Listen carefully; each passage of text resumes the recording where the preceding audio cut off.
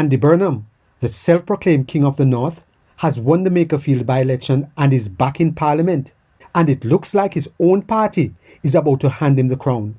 Labour leader, next Prime Minister of the United Kingdom, without anyone challenging him for it. Just days after being sworn in, he went straight back to Manchester to lay out his plans for when he gets the keys to number 10 in a few weeks.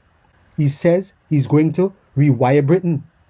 He's calling it Manchesterism, a big sweeping change to the whole system that he promises will finally work for the British people. Westminster hasn't been working for people, and it hasn't been working for a very long time. In fact, it is broken. We will bring about the biggest rebalancing of power our country has seen. It is time for Whitehall to accept that growth cannot be ordered from the top down.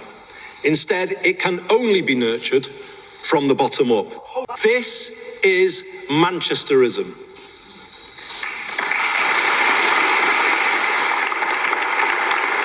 It is a vision for good growth and a rejection of the old trickle-down model.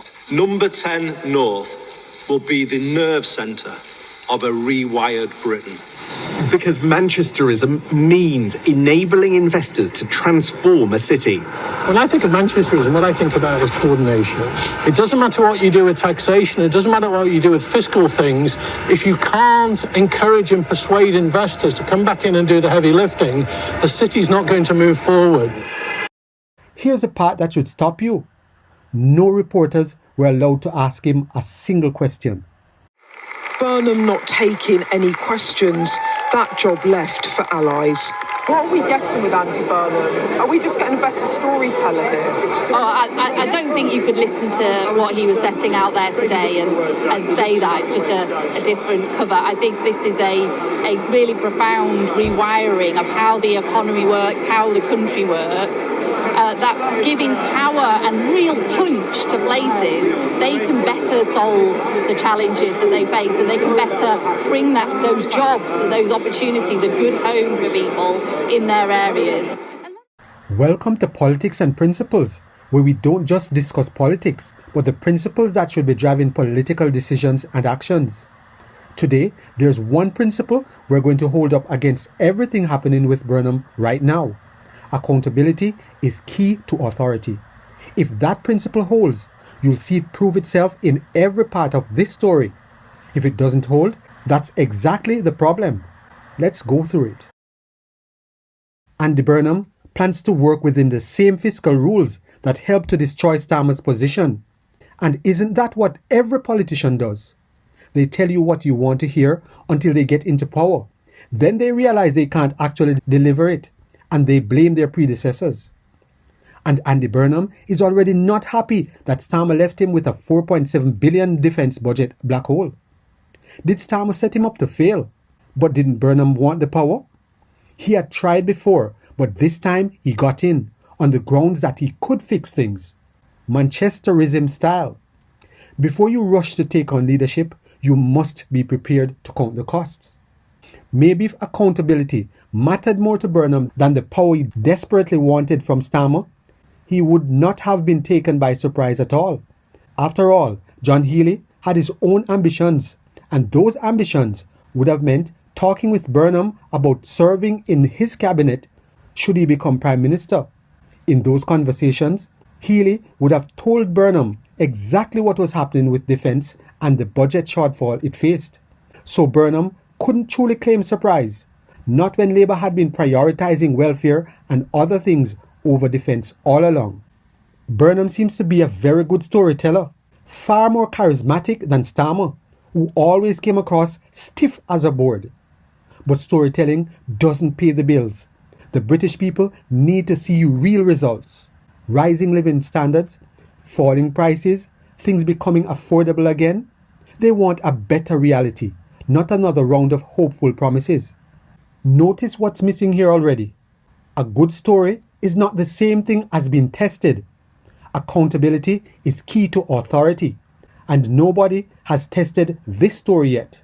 Lower taxes could boost growth, create jobs, and bring back the businesses and the wealthy people who left because of Starmer and Labour's terrible policies. But Burnham has to work within Labour's manifesto, even if his predecessor failed to do so. So how much can Burnham actually change? We don't know. And we don't know because nobody has been allowed to ask him. Which brings us back to that Manchester stage. No reporters were allowed to ask him a single question. Even Kemi Badenoch said he should have brought his plans to Parliament first, where MPs could actually scrutinise them. Andy Burnham is already the Prime Minister in everything but name. He needs to act like a leader, put an end to speculation, walk into number 10, name his cabinet, and come to Parliament to tell the country what he plans to do. That tells you everything about the principle at stake. If you want the authority to lead a country, you have to first be willing to answer for what you plan to do with it. That's not a nice to have. That's the foundation of legitimate leadership. Right now, every single mechanism that would normally test Burnham has been bypassed. No proper debate, no general election, no press questions, no parliamentary scrutiny. He is saying many of the same things Starmer said in 2024. Rising standards, shifting power away from Westminster, helping young people. So ask yourself, will things actually get better under Burnham? Or are we watching the same cycle repeat, just with a better storyteller reading the same script? Untested leadership is unproven leadership. And history shows that's exactly when leaders fail. Burnham may have the capacity to run as the mayor of Manchester, but can he handle an entire country? Because when charisma meets a tight national budget and families across the country still can't pay their winter bills, the storytelling falls apart. With this smooth, uncontested handover and no general election in sight, the British people barely get a chance to scrutinise this man before he's sitting behind the door of number 10. And here's what he hasn't addressed at all.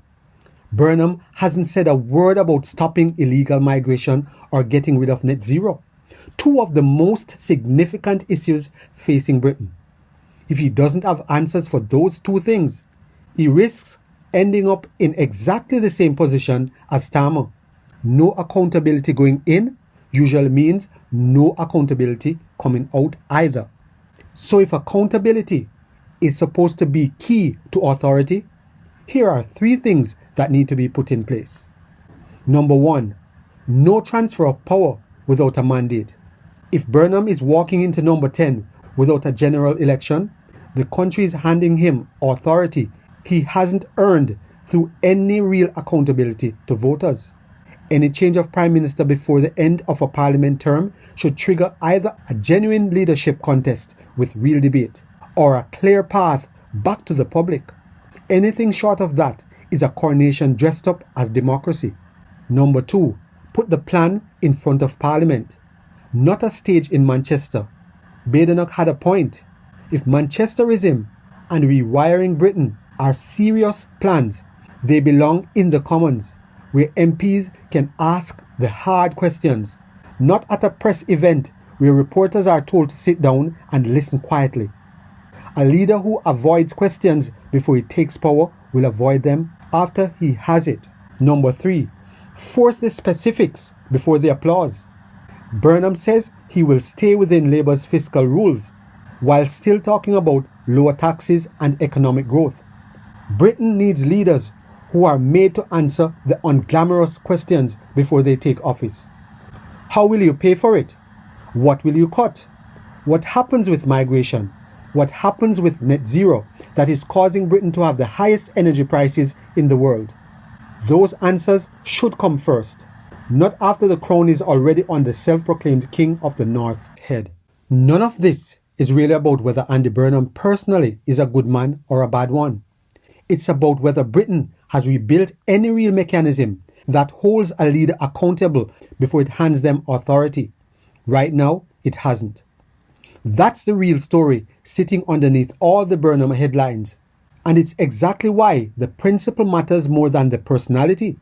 Until this changes, every new leader gets the same blank check Starmer got. And we already know how that ended. Drop your thoughts in the comments. Do you think Burnham will actually be different?